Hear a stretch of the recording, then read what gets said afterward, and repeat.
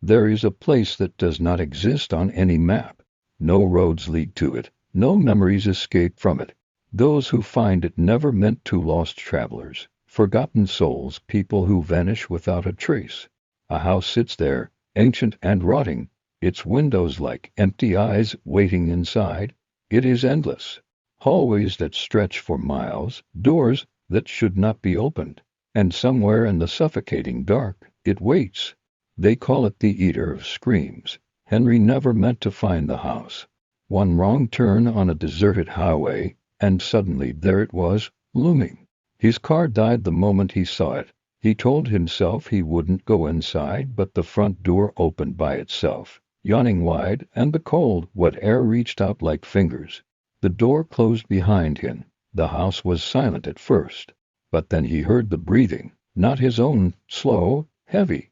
The air around him trembled with it. Each room he entered was wrong, walls too tall, ceilings too low, furniture rotting but somehow alive. He could hear it groaning softly when he passed. He tried to leave. The doors led to more hallways, more rooms, no exits. And then he heard the first scream.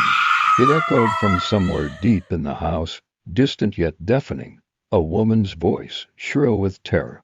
Then another, a child. Then another. Screams layered on screams, coming from inside the walls, the floors, the air itself. He ran, but the screams followed, growing louder, turning into twisted laughter.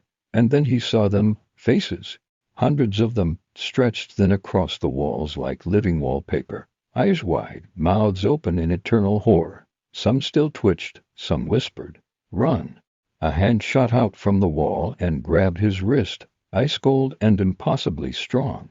The face it belonged to stared at him, hollow, drained, and pleading. Henry screamed, but his voice was already being devoured by the house.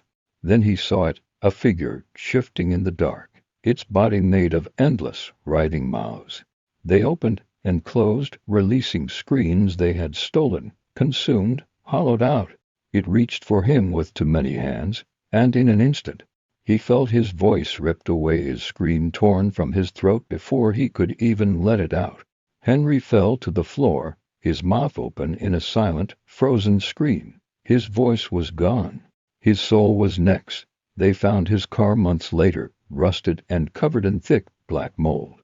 No sign of Henry, but sometimes, on nights when the wind is just right, people driving that stretch of road swear they hear something. Faint, far away, a scream, trapped in the wind.